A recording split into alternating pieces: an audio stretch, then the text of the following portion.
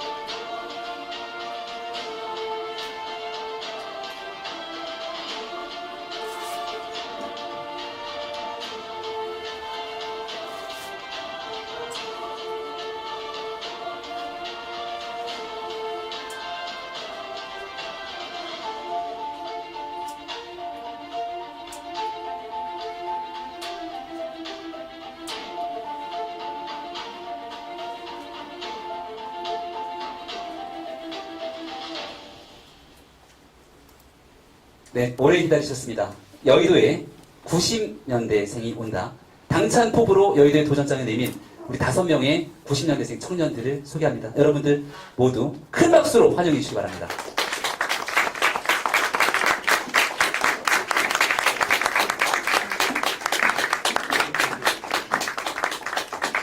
다 같이 인사드리고 자리에 참석하도록 하겠습니다. 반갑습니다.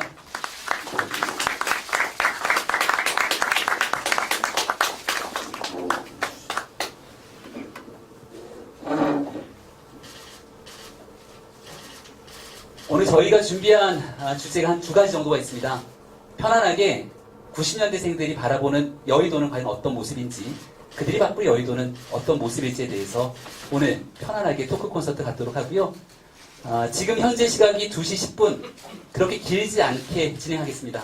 짧고 간략하고 핵심 있는 메시지를 뽑아서 적어도 3시 전까지는 깔끔하게 토크 콘서트 정리하겠다는 약속드리고요. 본격적인 오늘의 대담 이어가도록 하겠습니다. 먼저 간략하게 본인에 대한 소개부터 시작을 하려고 하는데요. 전부 90년대생이고 우리나라 나이로 만 20대 청년들입니다. 첫 번째 90년생 만 29 이민군 청년부터 간단하게 자기소개, 그리고 오늘 이 자리에 소개된 포부 이야기 부탁드립니다.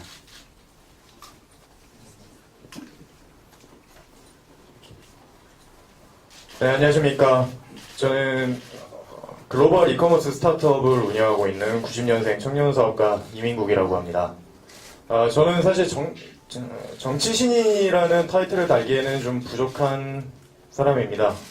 특별히 감성을 울리는 스토리도 없고 굵직한 경력도 없습니다. 그저 대부분의 대한민국 청년들이 그렇듯 입시와 취업 레이스 그리고 창업의 과정을 통해서 이 자리까지 오게 됐습니다. 다만 한 가지 확실하게 말씀드릴 수 있는 것은 그 과정을 정말 치열하게 살아왔기 때문에 지금의 청년 세대가 겪고 있는 어려움과 고통을 그 누구보다 잘 알지 않을까 싶습니다. 제가 대한민국에서 20대를 보내면서 뼈저리게 느꼈던 것은 청년들에게 희망이 없다는 사실이었습니다. 정말 지옥과도 같은 이 사회가 지옥과도 같은 경쟁을 강요하면서도 최소한의 안전망을 제공해주지 못했고, 그리고 경쟁에서 살아남는다고 하더라도 노력한 만큼의 보상은 뒤따라오지 않았습니다. 그리고 바늘구멍보다 좁아지고 있는 이 취업문을 정부는 개선되고 있다라고만 표현을 했지 실질적인 개선책을 내놓지 못했고, 경쟁에서 밀려나서 막막한 심정으로 창업을 하는 청년들을 가리켜서 청년 창업붐이라고 일컬었습니다. 저는 이제 더 이상 현실과 동떨어진 정치, 그리고 청년들이 이해하지 못하는 정치는 청년 세대가 받아들일 수 없다고 생각을 합니다. 그리고 일회성 쇼로 끝나는 청년 정치도 더 이상 원하지 않습니다. 우리는 우리의 삶을 개선해 줄 수 있는 정치가 필요합니다. 다행스럽게도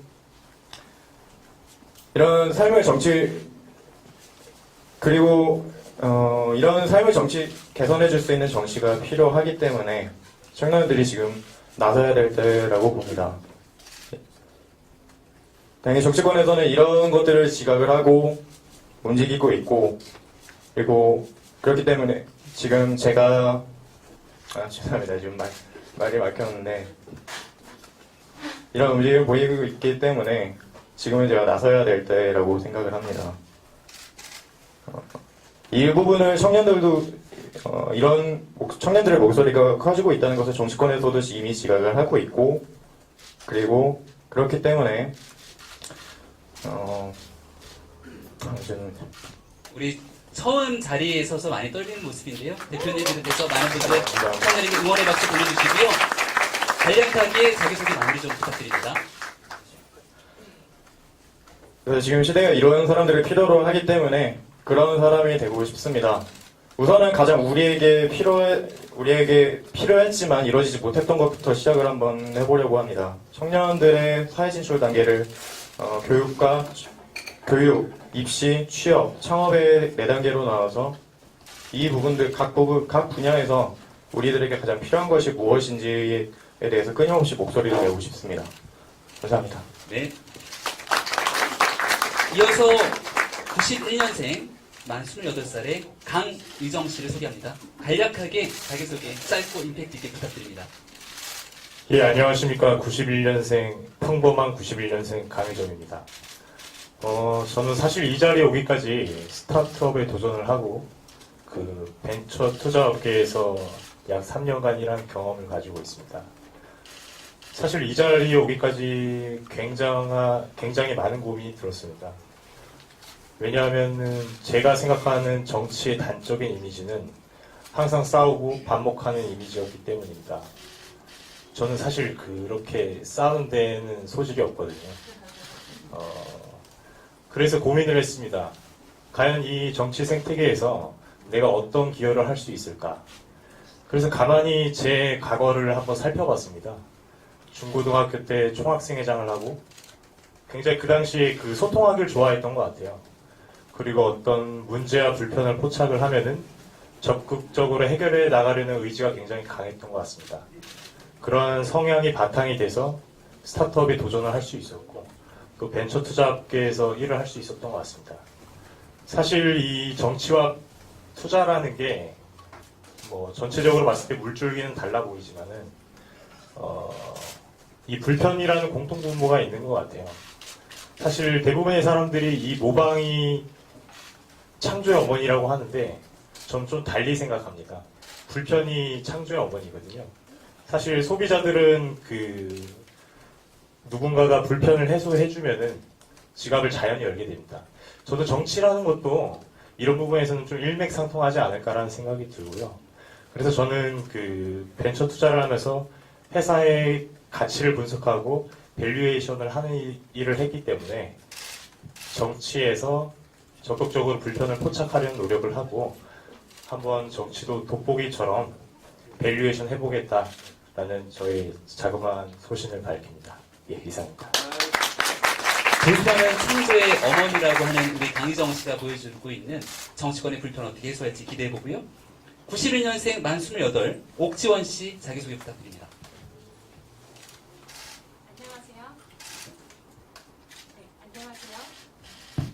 네, 안녕하세요. 한국당의 청년 정치 지망생 옥지원입니다. 청년 정치인에게 국민께서 바라는 점은 새로운 시각이라고 생각합니다. 저는 15살 때 유학을 가서 미국과 중국 두 사회를 경험했습니다. 중2 때 미국으로 유학을 떠나 코넬대 경제학과를 졸업하기까지 토론을 통해 문제를 해결하는 방법을 배웠습니다. 미국에서 배운 합리적인 사고방식은 이후에 글로벌 투자은행인 모건 스탠리의 애널리스트로 활동하는 데 큰 도움이 되었습니다. 대학을 졸업한 후에는 중국 칭화대에서 국제정치를 공부했습니다. 당시 중국의 사드 보복을 현장에서 지켜보면서 한미동맹이 굳건할 때 우리의 경제와 안보가 지킬 수 있다는 것을 뼈저리게 느꼈습니다. 2년간의 중국 현지 생활에서 공산주의 체제의 불합리와 위선을 경험했고 자유민주주의의 소중함을 피부로 느꼈습니다. 제가 미국과 중국에서 경험한 글로벌한 시각을 한국당에 불어넣고 싶습니다. 저는 한국의 탄핵 정국을 지켜보면서 국내 정치에 관심을 갖게 됐습니다. 작년 귀국 후 한국당의 청년 정치 리더 육성 프로그램을 수료하였고 조국 사태 당시 문재인 정부의 불공정성을 규탄하는 국회 청년 긴급 좌담회를 추진했습니다. 저는 앞으로도 자유민주주의를 지키기 위해서 앞장설 것이며 청년들과 소통하는 창구가 되겠습니다. 감사합니다. 네, 큰 박수 부탁드립니다. 새로운 시각이라고 하는 단어가 굉장히 귀에 딱 들어오는데요. 과연 해외에서 경험했던 새로운 시각을 어떻게 보여줄지 뒤에 조금 더 자세한 얘기 들어보고요. 마찬가지로 91년생 29세 이영환 씨 소개해드립니다. 안녕하십니까. 대한민국 젊은 청년 이영환입니다. 한국에서 고등학교 졸업하고 중국에 나 홀로 뛰어들어가서 북경대 경제학과를 졸업하고 그 후 취업 대신 창업을 선택했습니다. 제 생각에는 현 시점에서 저와 같은 청년들이 가장 큰 고민거리 중 하나가 취업이 아닐까 싶습니다. 일자리가 급격하게 구조가 변하게 되었습니다. 급격한 문명의 발달이 AI로까지 이어지게 되면서 일자리 구조가 급격하게 변하게 되면서 청년들이 취업이 힘들어지고 저축을 해도 집을 못 사고 결혼을 해도 육아 부담 때문에 자녀를 두지 못하는 이른바 3포, 5포, 7포 세대가 현실이 되어가고 있습니다. 다행히 지난 9일 청년기본법이 국회에 통과되었습니다. 여기서 고용 촉진, 일자리 지혜 향상, 창업 지원, 주거 지원, 능력 개발 지원, 복지 증진, 금융 생활, 문화 활동, 국제 협력 등의 근거는 마련되어 있으나 이 청년기본법이 장롱법이 되어서는 안 된다고 생각합니다. 법은 법으로서 끝나지 않고 이 법안이 실효성을 확보하기 위해서 진솔하고 가식이 없는 자세로 청년들의 고민을 듣고 이들의 의견을 겸허히 수용하는 자세가 필요하다고 생각합니다. 선거 때만 되면 찾는 청년이 아니라 영구적으로 청년을 위해 고민을 하고 이들의 미래를 위해 연구하는 상설 조직 또한 필요하다고 생각합니다. 이는 우리나라 여성가족부가 존재하는 똑같은 이유라고 생각합니다. 저는 현장에 있는 청년과 국회, 정부의 가교 역할을 할 수 있는 청년 이영환이 되겠습니다. 감사합니다. 큰 박수 부탁드리고요. 조금 전에 얘기했던 청년기본법을 20대 국회 들어서 제일 먼저 발의했던 분이 우리 신보라 의원 앞에 앉아 있는데요. 신보라 의원이 어찌게 청년기본법에 문을 열었으면 그 이후에 후속 조치를 뒤에 있는 90년대생들이 뒤따라서 하겠다라고 하는 당찬 포부가 아닌가 싶습니다. 마지막으로 우리 91년생 28 최연석 씨의 이력이 다소 독특한데요. 한번 만나보시죠. 안녕하십니까. 대한민국 미래 먹거리 산업을 책임질 청년 농부 최연석입니다. 앞서 계신 분들이 말씀을 너무 많이 잘하셔가지고 제가 좀 많이 긴장이 되는데요. 네, 이해 부탁드리겠습니다. 최근 들어 귀농 인구는 50만 명을 돌파하였고 그 중에 청년 귀농인이 15만 명에 이르고 있습니다. 많은 수의 청년들이 농사의 부푼 꿈을 가지고 귀농을 선택하지만 사실 그들을 위한 정책은 그 수요량을 따라가지 못하는 게 자금의 현실입니다. 문재인 정권 들어서 농사의 중요성과 청년 귀농의 필요성을 외치고는 있지만 무분별한 퍼주기식 지원 사업과 실효성 없는 교육 그리고 말도 안 되는 정책 등으로 인해 결국 이 농사를 선택한 또 시골을 선택한 청년들의 또 다른 실패를 낳게 되는 결과를 만들어냈습니다. 점점 작아지는 농촌 인구와 급감하는 농촌 인구와 통폐합되는 지방 그리고 시골 경제를 위해서 청년들의 귀농은 이제는 국가 차원에서 장려하고 또 지원해줘야 되는 것은 사실입니다. 하지만 현실적인 정책 없이는 더 이상 농촌에서 성공한 청년들을 보기란 그렇게 쉽지 않을 것입니다. 네, 저는 이 비단 청년 농사꾼, 청년 귀농인뿐만 아니라 우리 모든 농민들이 행복한 나라를 만들고 또 농민들이 다 웃을 수 있는 또 그들의 대변인이 되고 싶은 그들의 정치인, 농사꾼들의 정치인 최연석이 되겠습니다. 감사합니다. 큰 박수 부탁드립니다. 조금 전에 봤던 우리 최연석 씨 같은 경우는 이집트에서 수학을 했고요. 베이징대 그리고 미국에서 수학을 했고 또 마찬가지로 미국에서 공부를 하고 국내에서 주요 대기업에 근무했던 여러 가지 자신들의 경험들을 바탕으로 지금 있는 여의도를 진단하고 새로운 정치에 보다 큰 가능성들을 열어두고자 지금 이 자리에 함께했던 굉장히 큰 용기를 가지고 이 자리에 참석했다 이렇게 볼 수 있는 것 같습니다. 이어지는 두 번째 순서입니다. 얼마 전에 청와대에서 문재인 대통령이 참모들에게 90년생이 온다라고 하는 책을 선물했다고 하죠. 그만큼 우리 세상에서 90년대생이 가지고 있는 그 무궁무진한 가능성 그리고 그들의 마음들을 이해하지 못하는 정치가 참으로 어렵다라는 얘기들을 많이 하고 있습니다. 여기 말 그대로 다 90년대생이 자리를 하고 있는데요. 이들에게 90년대생이 보고 있는 여의도 정치에 대해서 5가지 키워드를 꼽아봤습니다. 그리고 현재의 여의도 정치를 한번 진단해보고 90년대생이 보는 여의도 정치는 어떻게 바꿨으면 좋겠을까 라고 하는 테마를 잡아봤는데요. 혹시 키워드 준비됐나요?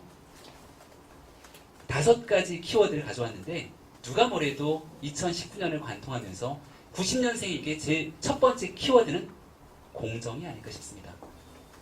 이민국 씨가 꼽았던 공정, 90년생이 바라보는 여의도 정치 공정하지 못하다라고 보신 건가요? 저는 사실 그 청년들에게는 국회가 가장 공정과는 거리가 먼 곳이 아닐까 그렇게 생각을 하고 있습니다.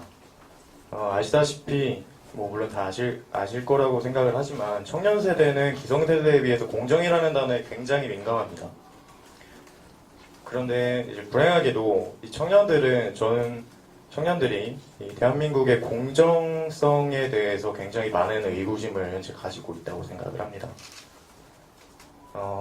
이것을 좀 단적으로 보여주는 예가 저는 그 공무원과 이 임용고시에 청년들이 몰려드는 현상이라고 이 현상이 그것을 단적으로 보여주는 예라고 좀 생각을 하는데요.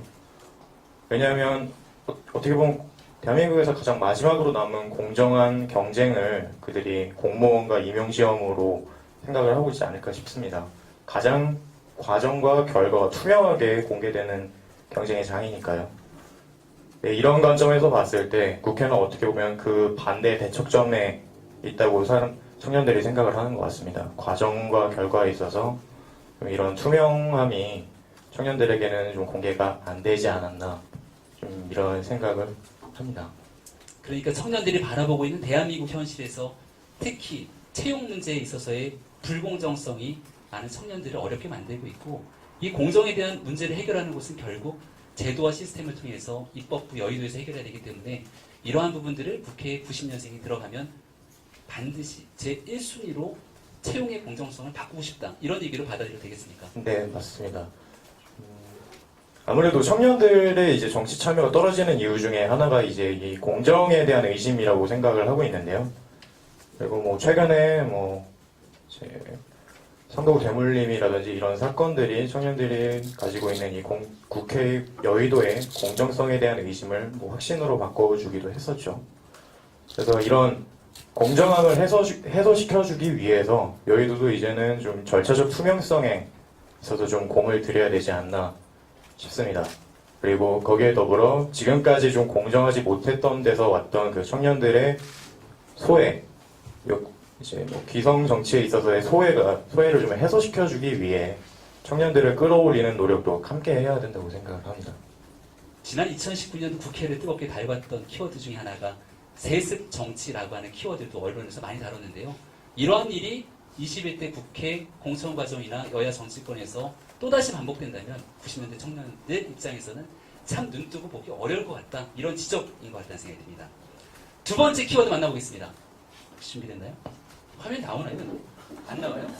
아, 죄송합니다. 저희가 리허설 할 때는 두 번째 키워드 딱 하면 여기 도약 이렇게 떠야 되는데 양해 말씀 부탁드리고요. 있는 것처럼 받아들이면서 준비하겠습니다. 도약이라는 키워드를 왜 여의도 정치권에 꼽았는가? 옥지원 씨가 꼽은 거죠? 네, 한번 설명 부탁드립니다. 네, 우리나라가 지금까지 산업화 시대를 거치면서 경제 발전, 성과에 이렇게 치중을 하다 보니까 이제 어느 정도 선진국의 모습은 갖추었는데 우리 사회를 좀 자세히 들여다보면 삶의 질과 같은 부분에서는 아직 너무나 뒤처진 부분이 많은 것 같아요. 그래서 우리 사회가 선진국으로 이제 진정한 선진국으로 도약을 하려면 이런 부분들에 있어서 업데이트가 필요한 것 같고, 이걸 바꾸기 위해서는 한국 정치가 혁신을 해야 된다고 생각합니다. 지금 문재인 정부가 폭주를 하고 있어서 한국당 입장에서는 부득이하게 무조건 반대하고 투쟁해야 하는 부분이 있지만 정책을 콘텐츠로 삼아서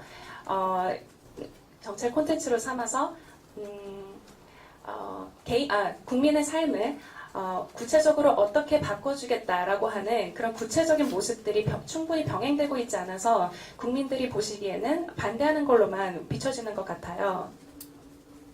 네, 그러니까 도약이라고 하는 키워드를 꼽았던 결정적인 이유는 사실 시간이 지나면서 매해 경제도 성장하고 나라가 발전하는 것처럼 정치도 도약해야 되는데 지난 4년을 비롯한 여의도 정치 환경을 보니까 앞으로 전진하는 것보다는 좀 후퇴하는 정치라는 것 아니냐, 이런 지적에서부터 시작됐다, 이렇게 볼 수 있는 것 같은데요.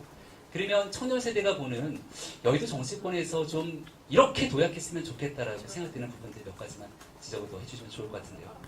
네, 그래서 앞으로 우리나라가 정치 선진국이 되려면 정치인 각자가 정책 자체에 대해서 고민하고 서로 경쟁하고 토론해야 한다고 생각합니다.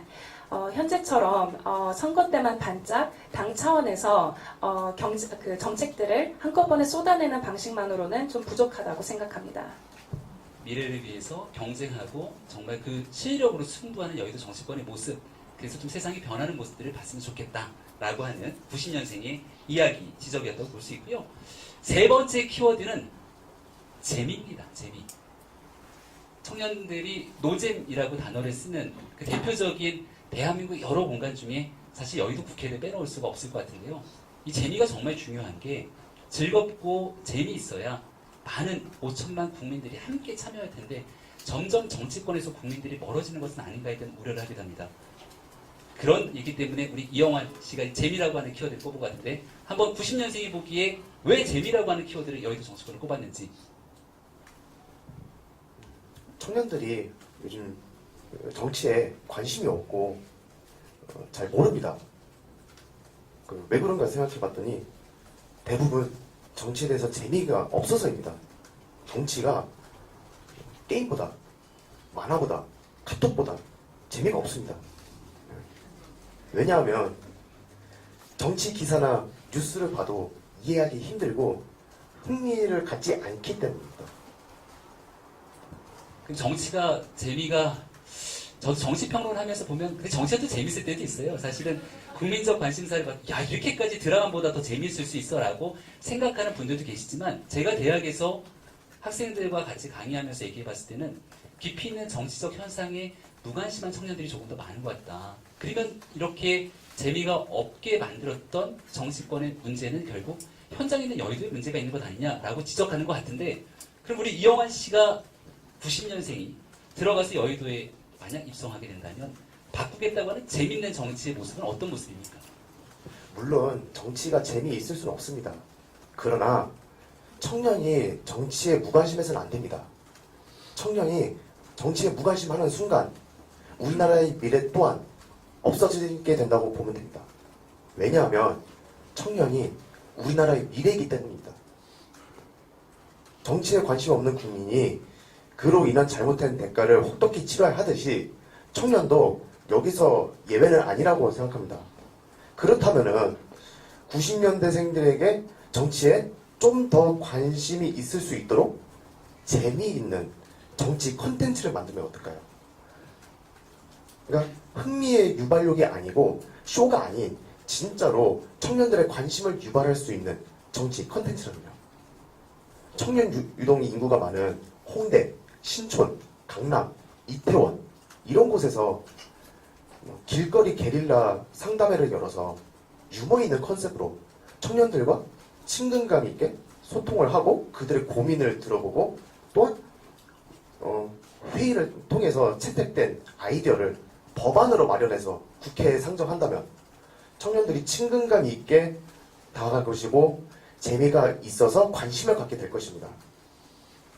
그래서 그래서 마무리하시죠. 네. 90년대생들에게 재미있는 정치가 되려면 흥미 유발용이 아니고 쇼가 아닌 실질적인 현장 정치가 필요하다고 생각합니다. 이영환 씨가 사실 굉장히 중요한 지적을 해준 겁니다. 그러니까 다 만들어놨으니까 자 이렇게 당신들을 위한 정치를 우리가 하고 있어라는 게 아니라 재미, 흥미라고 하는 건 스스로의 관심을 바탕으로 참여할 수 있도록 그 공간을 열어달라는 건데 여기에 대해서 청와대 청원 게시판 등을 통한 여러 가지 참여의 수단이 있습니다만 이러한 참여를 떠나서 정말 청년들이 자신의 관심사를 가지고 입법할 수 있는 여러 가지 공간들을 열어두고 지속적으로 활성화할 수 있다면 90년생이 즐겁게 흥미있게 참여할 수 있을 거다라고 하는 지적이고 의견 제시인 것 같습니다. 마지막 키워드는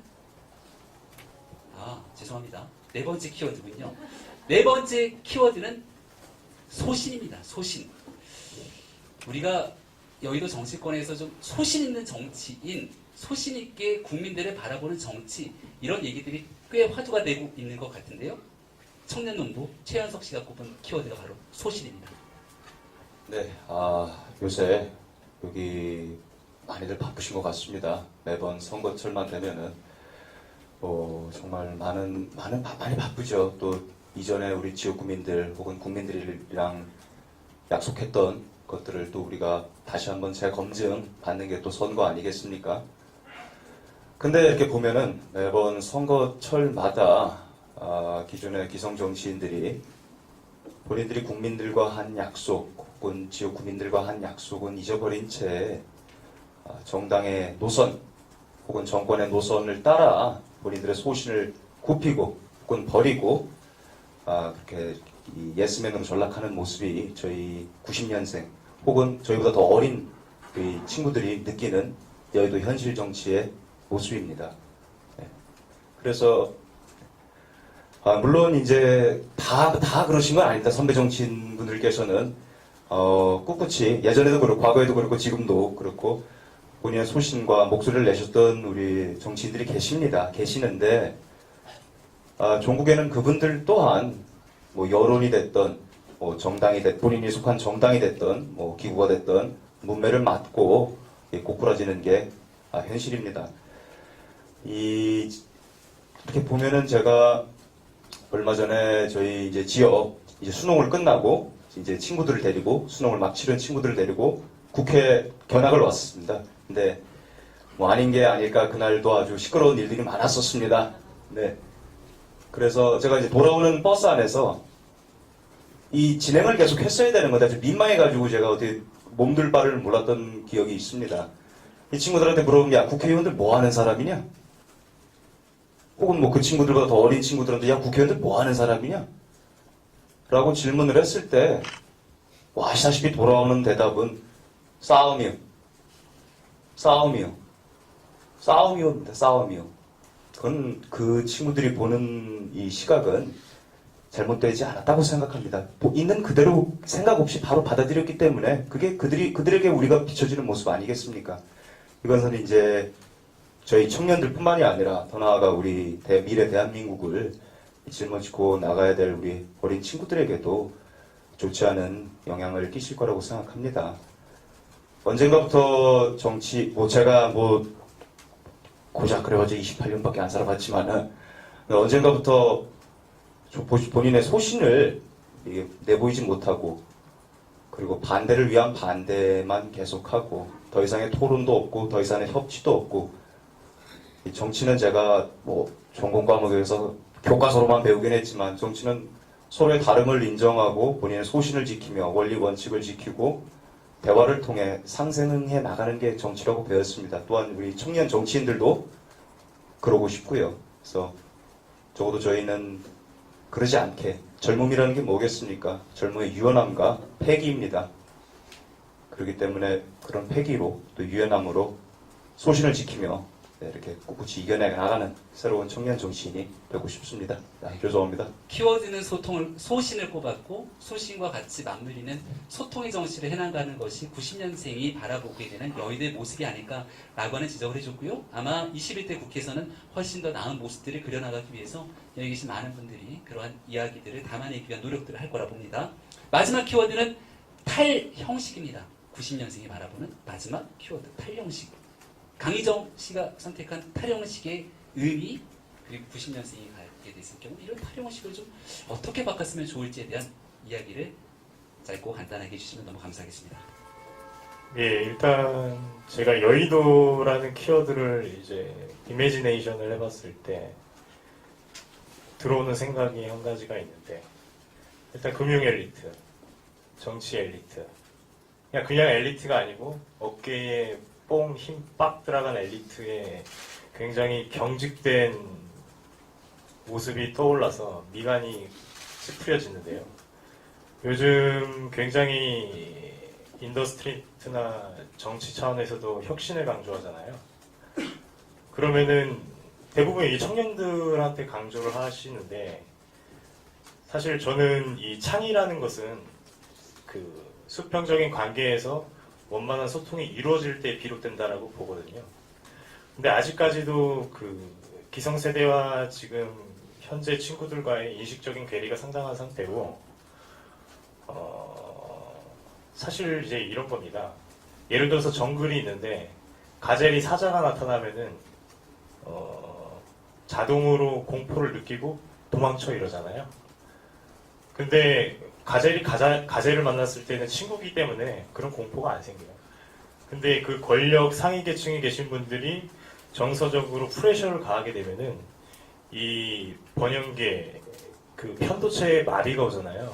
그러면은 이제 생각을 객관적으로 바라보고 메타인지하고 뭔가 새로운 창의를 발현을 할 때는 이 전두엽이라는 걸 써야 되는데 상당히 이제 기성 정치권이나 많은 대형 조직들에서 공통적으로 뭐 그런 부분이 있겠지만은 좀 허심탄회하게 이야기 나누고 소통할 수 있고 뭔가 수평적인 관계의 편성이 굉장히 요구가 되고 그런 모습들이 문화로 정착이 됐었을 때 여의도에도 혁신의 바람이 불 수 있지 않을까라고 생각이 됩니다. 네, 형식과 격식에 꽉 막혀서 결국은 창의를 억누르는 것 아니냐. 여의도에도 이런 창의적인 모습을 좀 갖추기 위해서는 격식 파괴, 탈형식이 필요한 것 아니냐라고 하는 90년생의 이야기 들어봤습니다. 시간이 어느덧 2시 40분을 지나가고 있는데요. 빠르게 조금 더 진행을 해서 시간을 당겨보도록 하겠습니다. 저희가 준비한 키워드 토크 두 번째 순서가 오늘의 핵심인데요. 지금 90년생이 바라본 여의도의 모습, 문제들을 분명하게 짚었다면 그래서 젊은 청년들이 여의도에 진출해서 바꾸겠다라고 포부를 가지고 있는 대한민국의 미래의 모습은 무엇일까가 오늘의 핵심이라고 생각합니다. 90년대생이 바꾸는 변화. 앞서 설명드린 것처럼 각자가 가지고 있는 수많은 전문성들이 있고요. 특출나게 뭔가 본인이 특별한 혜택을 받으면서 대한민국에 살아왔던 사람들이 아니라 평범하게 일반 청년들과 함께 호흡하고 소통하면서 지내왔던 공감대의 폭이 넓은 청년들이 아닌가 싶습니다. 그들이 바라보고 있는 그들의 전문성과 경험을 바탕으로 21대 국회를 이렇게 바꾸겠습니다라고 꼽은 5가지 키워드로 바로 마지막 토크 이어가겠습니다. 첫 번째 키워드는 혁신을 꼽아줬는데 혁신, 여의도에 혁신이 필요하죠. 이영환 씨가 꼽은 키워드 혁신, 혁신으로 21대 국회 어떻게 바꿀 수 있는지 멋진 포부 그리고 대한민국의 미래를 한번 그려주시기 바랍니다. 현 시점에서 여의도 정치는 발상의 전환이 필요한 시점인 것 같습니다. 즉 혁신이 필요합니다. 그런데 그 혁신이 어렵지 않습니다. 멀리 있지도 않습니다. 바로 옆에 있습니다. 첫 번째로 저는 청년들이 스스로 일자리를 창출할 수 있는 스타트업 혁신에 뛰고 싶습니다. 더 중요한 거는 블록체인, VR, AI, 스마트 팩토리 이런 4차 산업만이 스타트업이 아니고 전통 산업에서 남들이 생각지 못하는 새로운 것을 그걸로 아이디어로 해서 새롭게 시작을 한다면 그 또한 훌륭한 스타트업이라고 생각합니다. 그래서 중국의 북경 중과촌 심천이 차기 실리콘밸리라고 불리는데 이들의 사례를 연구해서 줄어들고 있는 일자리를 늘리려고 하는 것보다 청년들이 스스로 일자리를 창출할 수 있도록 지원하고 규제를 완화하는 것이 더 현실적이라고 생각합니다. 이게 제가 생각하는 혁신입니다. 두 번째로 중국을 다시 우리의 블루오션으로 만드는 혁신에 뛰고 싶습니다. 중국은 지리적으로 위협국가입니다. 우리나라 교역량의 26.8%를 차지하는 주요 무역국이기도 하지만 더 큰 매력은 한류 문화입니다. 최근 중국 칭다오에서 한국 가수들이 팬사인회, 팬미팅이 이어지고 있는데 중국 칭다오를 계기로 한중, K-POP 글로벌 문화 교류가 더 활성화될 것이라 보면서 한중 K-POP 인재 양성 오디션 프로그램 추진과 한중 합작 엔터테인먼트 아카데미 설립 등 한한령으로 인해 중단되었던 모든 공연과 프로그램들을 다시 되살리고 더 나아가서 국내 청년 유튜버, 인플루언서들이 중국과 협업을 할 수 있는 기회를 많이 제공해서 한류 문화의 꽃을 다시 피울 수 있도록 적극 지원이 필요합니다. 그리고 국내 중소기업들이 잘 모르는 중국 비즈니스 문화와 때마다 변하는 중국 시장 진출 전략을 지속적으로 제공을 해서 이들이 중국에서 피해를 보지 않고 수익을 더 많이 실현할 수 있도록 적극 지원 또한 필요하다고 생각합니다. 중국 북경대학교에서 수학을 했죠. 중국에 관련된 굉장히 많은 그런 경험들을 쏟아내고자 하는 노력들이 있다 생각이 되는데요.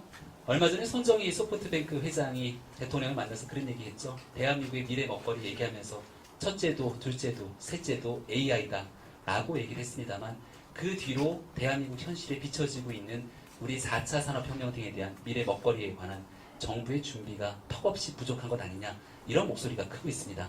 이런 얘기들을 조금 더 혁신의 방점을 찍고 모든 에너지를 미래를 향해 나아가야 된다라고 하는 그런 주장을 하고 있는 것 같습니다. 두 번째 키워드는 90년대생이 바라보는 여의도 이렇게 바꾸자. 글로벌입니다. 글로벌. 미국에서 공부하고 중국까지 가고 대한민국으로 다시 돌아온 옥지원 씨가 바라보는 글로벌 키워드를 바탕으로 이야기 좀 해주시기 바랍니다. 네, 오랜 시간 유학을 하고 우리나라에 돌아와서 저를 포함한 2030 세대 청년들의 삶으로 들어와 보니 합리적이지 않은 점들이 선명하게 보이고 민감하게 느껴졌던 것 같아요. 그래서 취업, 주거, 생활에서 하나씩만 예를 들면 취업 같은 경우 많은 청년들이 준비하는 공시가 1년에 걸쳐서 이제 진행이 되는데 1차나 2차에서 떨어질 경우 완전히 다음 해에 다시 계약을 해야 되는 그래서 개인의 기회 비용이 너무 크다는 점입니다.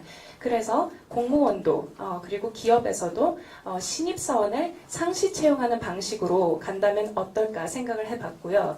주거와 같은 경우에는 청년 1인 가구가 요즘 이제 트렌드인데 우리나라는 이제 외국과 달리 보증금이 굉장히 목돈이 필요합니다. 외국 같은 경우에는 월세 2달치만 있으면 되는데 우리나라는 1,000만 원 이상인 경우가 부지기수입니다. 그래서 이제 청년들의 독립이 원활하게 이루어지지 않고 있는데 이런 점을 우리 여의도에서 보증금을 좀 낮춰주는 식으로 좀 바꿀 수 있다면 어떨까 생각해봤고요. 마지막으로는 여성의 옷 사이즈에도 문제가 많은 것 같더라고요. 우리 청년 여성들의 몸은 서구화되었습니다. 그런데 기존 이제 55, 66 사이즈는 1980년대 여성 신체 사이즈, 특히 155cm의 여성을 기준으로 만들어진 사이즈입니다. 그래서 청년 여성들의 몸을 전혀 반영하고 있지 못해요. 그래서 이런 세 가지를 전부 봤을 때 우리 2030 세대들은 이미 사고와 몸이 너무 많이 변해 있는데 한국 사회 제도는 너무 오래전에 머물러 있는 느낌이에요.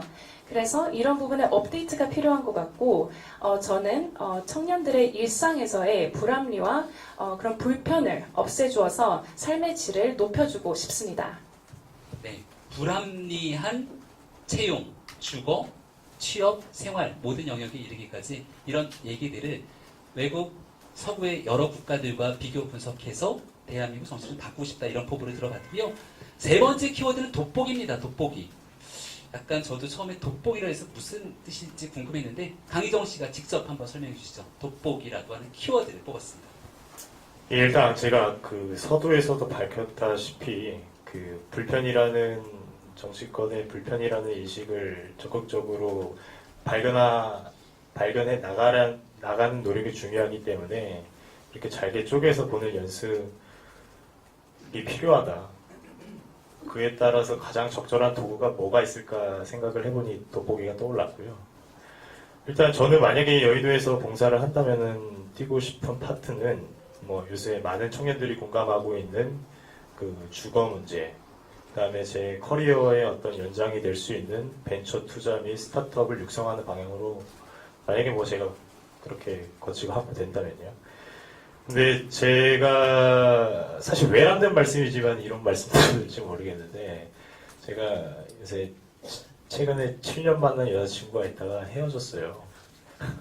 두 분은 결혼까지 생각했던 친구인데 실패한 거잖아요.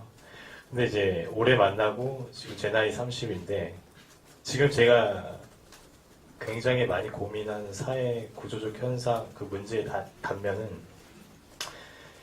일단은 결혼을 하기 위해서 조사를 해보니까 토탈 2억 3천만 원이 들어가더라고요. 근데 만약에 200만 원씩 세이브를 한다라고 보세요. 그럼 7,400만 원밖에 안 돼요. 이제 부동산을 구입하는 거는 택도 없고 그리고 또 본 게 작년에만 결혼한 쌍이 24만 쌍이고 이혼한 쌍이 11만 쌍이에요.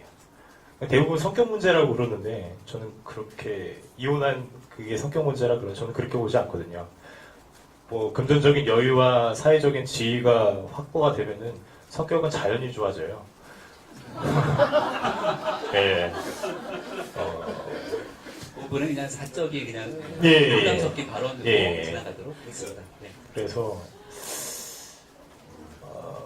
일단 그런 고민들이 있고 그리고 그러니까 청년들이 그 미래에 굉장히 어두운 전망을 나타내고 있는 부분 중에 하나는 이제 저희 관점인데 결국에는 노후에 국민연금이라는 어떤 사회보장제도에 기대게 되잖아요. 근데 제가 봤었을 때는 이 국민연금 연간 수익률이 2%에서 3%가 유지가 돼야 되거든요. 인플레이션도 있고. 근데 1.7%밖에 안 돼요. 그러니까 저희가 정년 퇴임했을 때는 이걸 받을 수 없고 지금 열과 성을 다해서 일은 하지만은 미래가 보장되어 있지 않은 거예요. 그러니까 연로 열풍이 불고 나 혼자 잘 먹고 잘 살지. 난 혼자 살아도 괜찮아. 예, 그런 문제와 문제의식이 팽배한 것 같고요. 저는 이제 근본적인 대안으로서 이런 문제를 해결하려면 저렴한 가격의 주택 공급이 원활해야 된다고 봐요. 지금 독일이나 일부 유럽 국가들을 보면은 쉐어하우스가 굉장히 각광을 받고 있어요. 그리고 그 정부가 택지나 부동산을 매입을 해서 저렴한 가격에 청년들에게 공급을 해줘요. 일단은 자기의 밑바탕 되는 생존, 거주 환경이 확보가 돼야지만은 뭔가 조금 희망찬 미래를 내다볼 수 있을 텐데, 굉장히 뭐 청년 입장에서 뭐 공감을 하실지는 잘 모르겠지만은, 예, 이 섹션이 시간이 굉장히 짧은 걸로 알고 있는데 이 정도로 제 의견을 좀 정리해서 말씀드리겠습니다. 짧게 요약하면은 우리 강희정 씨가 최근에 겪었던 실연의 아픔을 바탕으로 보건데 주거를 안정적으로 살 수 없게 만드는 국가라면 이 실연의 아픔 또한 우리 강희정 씨가 이렇게 여러 사람들 앞에서 공개적으로 얘기할 수밖에 없는 것 아니냐. 제가 아이가 셋입니다. 청년들이 주거 문제 얘기하지만 결혼하고 애를 한 명 한 명 낳을 때마다 그 비용들은 훨씬 더 많이 부담이 될 수밖에 없는 건데요. 이렇게 청년들이 결혼할 수 있는 주거 환경, 애 낳고 정말로 아이 낳기 정말 좋은 대한민국 만들기 위한 노력들, 이런 부분들을 해결해주는 가장 근본적인 곳이 정치가 돼야 된다. 이런 얘기를 하고 있다 생각을 합니다. 아주 중요한 얘기를 해줬고요. 네 번째 키워드는 최현석 씨가 꼽았죠? 네, 모두가 다 알고 있는 것처럼 청년 농부를 꼽았습니다. 네, 오늘 계속 청년 농부만 얘기해서 좀 재미가 없으실 것 같은데 제 전공이 그쪽이어가지고 저는 그쪽에 맞는 말씀만 드리겠습니다. 아까도 말씀드렸다시피 이번 정권 들어서 많은 정책들이 많이 나오고 있습니다. 청년 귀농인뿐만 아니라 우리 평범한 이제 5, 60대 이제 은퇴 후 귀농을 이제 원하시는 분들을 위한 많은 정책들은 있습니다. 실예로 농식품부에서 지정해준 몇몇 교육기관들이 있습니다. 그 교육기관에서 일정 시간의 교육 시간을 수료하고 그리고 이제 기타 신용평가를 한 뒤 이제 최대 3억 원이라는 돈을 대출해주는 경우와 그리고 이제 차등 이제 연간 월별로 100만 원, 90만 원, 80만 원씩 이렇게 월별로 이렇게 차등 3년 동안 지급해주는 보조금 형식의 그런 정책이 있습니다. 근데 여기 혹시 농사를 지어보셨거나 어디 뭐 농사를 지으실 예정이거나 뭐 그런 경험이 조금이라도 있으신 분들은 아실 겁니다. 이 3억이라는 돈으로는 이 농사를 절대 지을 수가 없어요. 농사야 지을 수 있죠.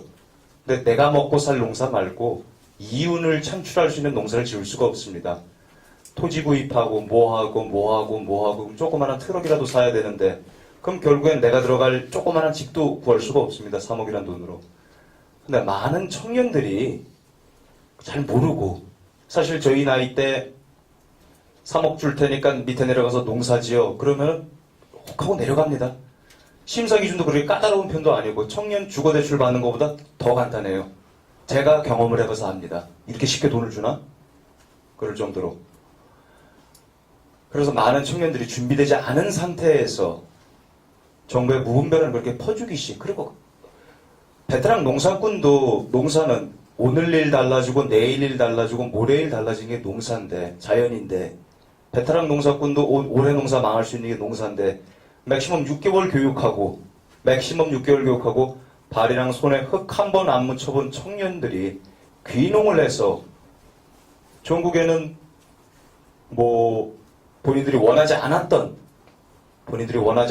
정말 가슴 아픈 결말을 맺는 게 지금 대한민국 귀농 정책, 특히 청년 귀농 정책의 현실입니다. 농업 선진국의 예를 이제 잠깐 듣게 되면은 이제 덴마크나 이스라엘, 그리고 이제 노르웨이, 스웨덴 같이 네덜란드 이런 국가에서는 농민 인증제라는 것을 실시합니다. 기존에 있었던 농사꾼 말고 새롭게 농업을 준비하는 그런 뭐 청년이 됐든 누가 됐든지 간에 농사꾼을 준비하는 그런 사람들에게 농민 인증제라는 것을 하는데 아주 까다로워요. 아무나 될 수 있는 게 아니에요. 꼴랑 6개월 1년 사이에 할 수 있는 것도 아니고 정부 차원에서 많은 지원과 교육이 들어가는 사업입니다. 그렇지만 우리 지금 대한민국 현재 이번 정권은 마치 뭐 이렇게 자 3억 줄 테니까 내려가 살아. 그것도 무조건 우리가 100만 원씩 90만 원씩 80만 원씩 용돈 줄게. 그게 우리 청년들이 망각하고 있는 게 그거 갚아야 될 대출금입니다.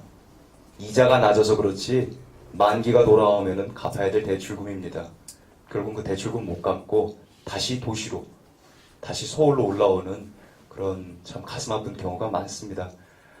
현실성 있는 정책과 무분별한 터주기식 지원 사업이 아닌 제대로 된 실효성 있는 교육, 해외 탐방 등을 통해서 우리 청년, 더 나아가 우리 귀농을 꿈꾸는 모든 미래 농사꾼들이 이렇게 행복해질 수 있고 또 그들이 원하는 바를 이룰 수 있는 그런 정책을 만들고 싶습니다. 감사합니다. 네, 큰 박수 부탁드리고 청년들이 도시간에 농촌에서도 희망을 찾을 수 있는 국가가 된다면 그렇게 전체적인 균형 발전으로 대한민국이 성장할 수 있으면 얼마나 좋을까라고 하는 생각이 들었는데 그런 일들을 위해서 묵묵히 노력하고 있고 거기에 대한 여러 가지 생각들을 갖고 있기 때문에 이러한 내용들이 21대 국회 미래 대한민국에서는 폭넓게 퍼져나가기를 기대해 봅니다. 마지막 키워드는 제가 제일 좋아하는 단어입니다. 그리고 우리 정치권에 꼭 필요한 단어고요. 공감입니다. 이미국 씨가 얘기하고 있는 공감은 무엇인지 들어보도록 하겠습니다. 네. 기성정치가 청년 세대에게 공감을 사지 못하고 있다는 사실은 뭐 모두들 아실 거라고 생각합니다. 누군가에게 공감을 사려면 그들의 언어로 그들이 원하는 얘기를 해줘야 공감을 살 수 있는 거겠죠. 하지만 기성정치에서 그게 이루어지지 못하고 있는 이유는 이념으로 소통하고 있기 때문입니다. 청년들과 소통을 하고 청년들의 공감을 사기 위해서는 이념이 아닌 이슈로 소통을 해야 합니다. 그들에게 이념은 사실 중요하지 않습니다. 청년들은 당면한 이슈에 의해서 움직입니다. 그 증거가 바로 청년 세대가 특히나 기성세대보다 무당층이 많다는 게 사실 그 증거일 겁니다. 그리고 그 이슈들 중에서도 가장 청년들에게 시급한 이슈라고 하면은 아마도 취업과 창업이라는 일자리 이슈일 겁니다. 청년들과 소통하고자 하는 당이면 일자리 문제에 혼신의 노력을 다 해야겠죠. 그리고 실제로 국회뿐만이 아니고 정부 차원에서도 이런 일자리 이슈를 해결하기 위해서 정말 많은 노력들을 기울여 왔습니다. 하지만 불행하게도 저희 당사자인 청년 세대 입장에서는 사실 실효성 있는 정책은 거의 없었습니다. 제 경우만 해도 이제 저는 1년 반 동안 취업 준비 생활을 했었고, 다행스럽게도 좋은 기업에 들어가서 근무를 하게 됐습니다. 그리고 이후에 또 창업에 도전을 하게 되면서 정부 지원 사업에도 지원을 하게 됐고, 창업 관련된 여러 정책들을 몸으로 접해왔습니다. 근데 그 과정에선 굉장히 많이 느꼈던 것은 이들이 말하는 이제 취업 지원이라는 것, 창업 지원이라는 것이 과연 나를 위한 것이 맞나?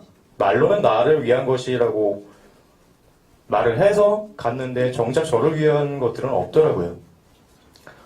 그래서 이런 청년들이 공감할 수 없는 정책은 이제 그만돼야 한다고 보고, 이렇게 청년들의 공감을 사기 위해서 좀 노력을 많이 해야 되는데, 지금까지 그런 노력들이 성공하지 못했던 이유의 근본적인 원인은 저는 청년들의 문제를 진짜 청년들의 문제를 정확하게 청취할 수 있는 창구가 부재했기 때문이라고 생각을 합니다. 그리고 여기 있는 이제 청년 세대들의 역할도 그 창구의 역할을 수행하는 것이라고 생각을 하고요. 그 방안 중에 하나로서 이제 뭐 사회에 있는 전문 직업단체, 뭐 의사협회라든지 이런 단체들처럼 청년 이슈들을 전문적으로 다룰 수 있는 이제 단체를 활성화시켜서 이런 문제들을 이슈를 끊임없이 다루는 것도 하나의 방안이 될 거라고 생각을 합니다. 그리고 이런 방법들을 통해 청년들의 공감을 살 수 있는 그들의 진짜 목소리가 들어간 그들의 삶을 개선할 수 있는 정책을 한번 만들어 보고 싶습니다. 우리 민국 씨랑 얘기를 해보니까 그래서 그 청년들이 가지고 있는 보편적인 공감대를 형성하기 위해 제일 중요한 문제가 뭐야? 라고 물어보니 제일 첫 번째로 끄집어냈던 얘기가 결국은 일자리 얘기더라고요. 일자리 대통령이 되겠다 약속도 했고 정말 대한민국 사회에서 수많은 일자리를 약속했지만 현재 청년들이 바라보고 있는 대한민국의 현실이 그렇지 않은 것 같아서 굉장히 안타깝습니다. 이러한 보편적인 청년들이 가지고 있는 아픔, 일자리, 주거, 생활에 관련된 여러 가지 문제들을 꼭 해결했으면 좋겠다라고 하는 얘기들을 쏟아내준 것 같고요. 21대 국회에서는 이런 모든 목소리들이 좀 담아내서 보다 청년들의 마음들을 흡족하게 만드는 정치가 되면 어떨까라는 생각이 듭니다. 여기 계신 기자분들이 혹시 궁금해 하실지도 모르겠습니다. 여기 있는 청년 다 21대 총선에 출마합니까? 이렇게 물으실 것 같기도 하고 출마해서 성공할 수 있겠냐 또 물으시는 분들도 있을 것 같은데요. 오늘 염동열 인재영입 위원장님 그리고 황교안 대표님과 긴밀하게 이야기하면서 이야기를 나눴던 부분들은 오늘이 청년 정치의 시작이다라는 얘기를 제가 들었습니다. 정말 청년들이 선거 때마다 가서 선거라서 청년들이 필요하니까 그때 청년들을 부르는 여의도 정치 이제는 그만하자. 10년 뒤를 바라보고 20년 뒤를 바라보고 청년 정치 인재를 육성하고 키워내지 못한다면 앞으로 2020년을 지나 2030년 대한민국 여의도에서도 똑같은 일들이 반복될 수밖에 없을 겁니다. 일본의 마스시다 정경수를 비롯한 해외 유수의 청년 정치 인재 육성이 필요하다고 수많은 사람들이 목 놓아 얘기했습니다만 대한민국 여의도 정치권에는 이런 청년 정치 인재를 육성할 수 있는 기관과 시스템이 사실상 전무한 것이 아닌가 싶습니다. 물론 정치학교 등에 대한 여러 가지 아카데미성 프로그램들이 있긴 합니다만은 여기에 대해서는 하나의 프로그램으로 진행이 됐던 것일 뿐 영속적으로 이 청년 인재들이 성장하고 커나갈 수 있도록 하게 되는 제도적 뒷받침이 사실상 대한민국 여의도에 찾아볼 수 없었던 것이 자금 청년 인재를 육성하지 못했던 그 시작이 아닌가 싶습니다. 여기는 90년대생 청년들이 지금은 20대지만 곧 30대, 40대가 될 것이고요.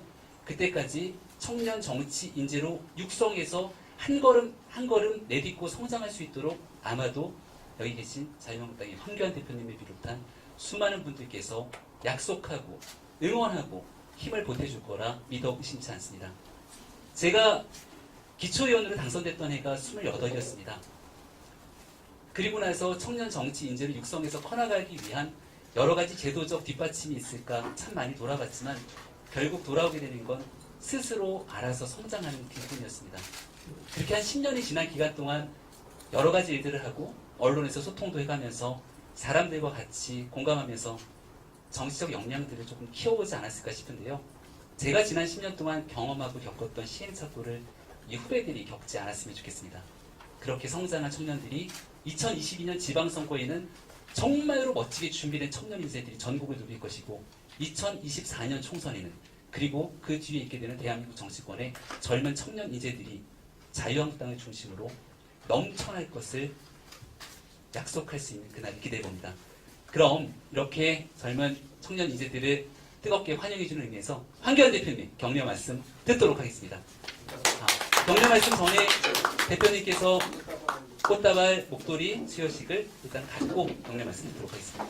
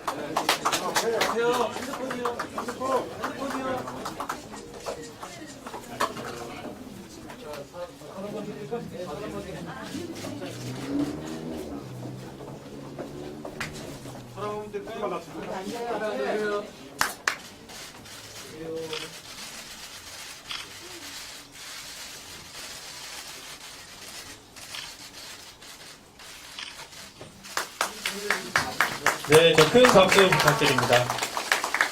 네, 이어서 저 황교안 당 대표님의 그 환영과 격려의 말씀을 듣도록 하겠습니다. 그 청년분들하고 대표님께서는 그 무대 위에 의자에 앉아주시면 감사하겠습니다.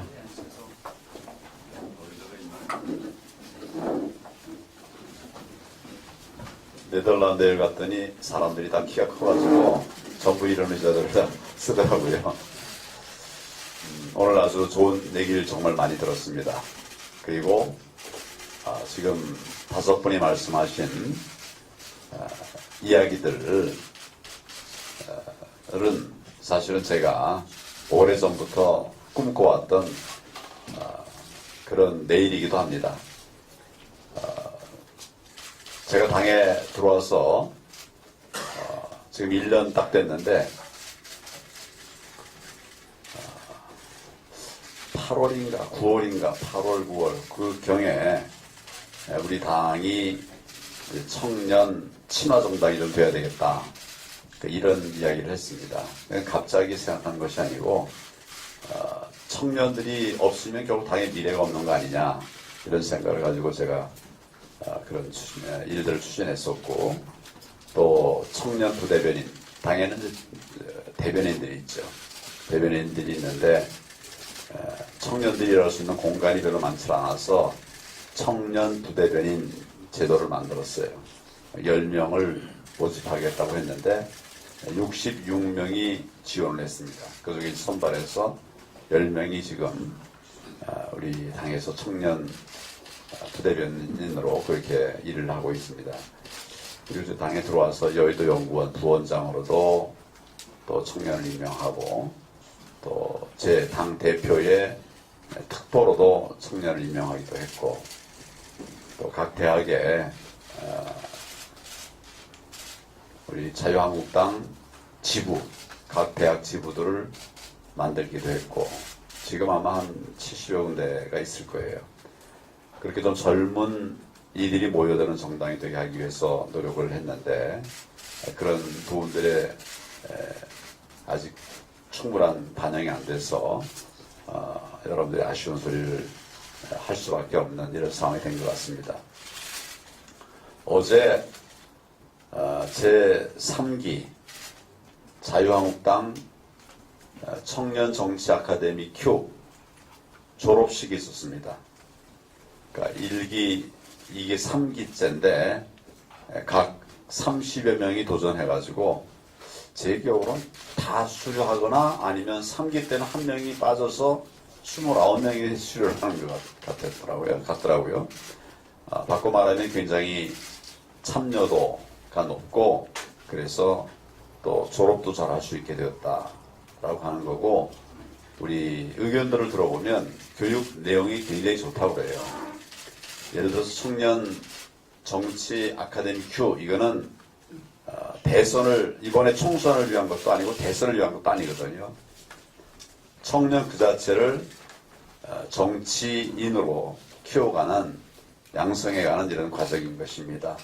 그래서 늘 우리 이제 자유한국당이나 또 다른 정당도 마찬가지입니다만은 청년들을 한번 쓰고 필요할 때 한번 쓰고 버리는 그런 일회용으로 쓰고 있다 하는 말을 들으면서 정말 가슴 아팠습니다. 우리 당은 그렇게 하지 않을 것입니다. 그리고 그 청년 아카데미, 청년 정치 아카데미 Q 졸업한 학생들에게는 우리가 그때그때 그 사람이 맡을 수 있는 이런 역할들도 좀 주고 그렇게 해서 실제로 일하는 또 역할을 하는 그런 청년들 양성 조직으로 만들자 이렇게 했습니다. 3기 마치고 나니까 이제 90여 명 이렇게 졸업을 했기 때문에 한 달 이내에 우리 한번 총회를 하자. 그래서 동창회도 만들고 그래야지 지속 가능성이 있죠. 그렇게 좀 하자고 그랬는데 우리 신보라 최고위원 그렇게 잘 해주시겠습니까? 우리 당은 과거에는 청년들과 좀 가까이 하기 어려운, 청년들이 들어오기 어려운 그런 정당이었습니다. 이제는 변화해 가고 있습니다. 청년 친화 정당을 만들기 위해서 노력을 하고 있고, 또 제가 제일 많이 챙기는 일 중에 하나가 청년입니다. 우리 신보라 최고위원이 나 때문에 스트레스 굉장히 많이 받습니다.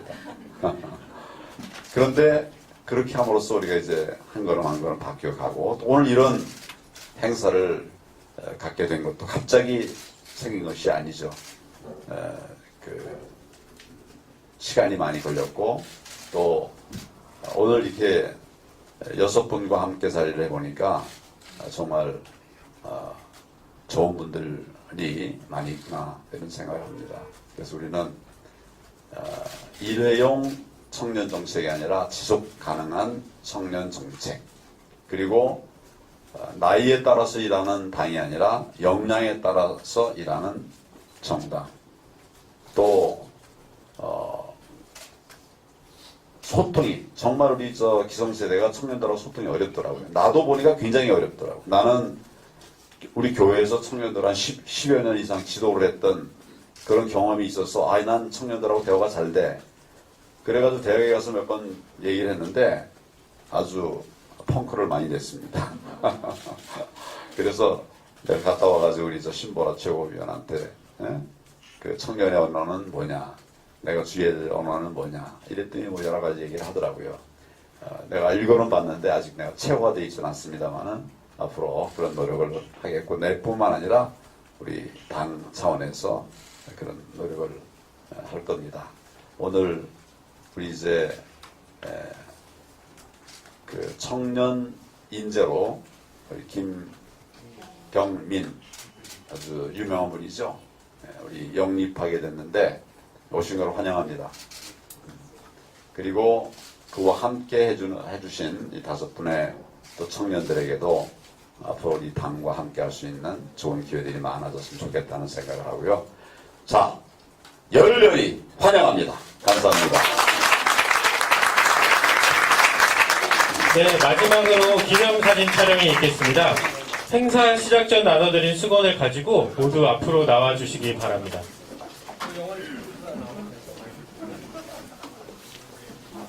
수건은 문구가 앞으로 잘 보일 수 있게 펼쳐주시면 되겠습니다.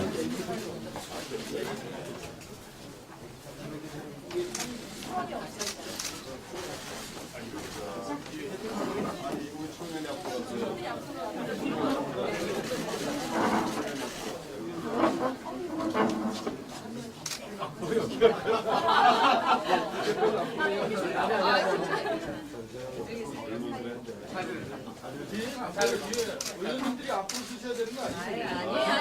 그냥 찍으세요. 포토 마크 찍으면 돼요.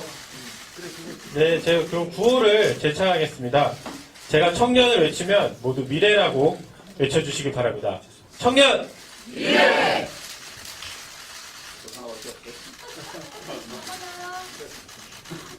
청년, 우리의 꿈이다. 앞뒤로 좀 사진 촬영하시는 분들 바꿔주시면 되겠습니다. 네, 다시 한번 구호를 외치겠습니다. 청년! 미래! 청년이 하면 미래다로 외쳐주시면 되겠습니다. 청년이! 미래다! 이쪽은 털었으면 좋겠는데요? 이쪽 그렇죠. 네, 청년이! 미래다! 미래다! 미래다! 사회자가 청년이 아니어서 청년이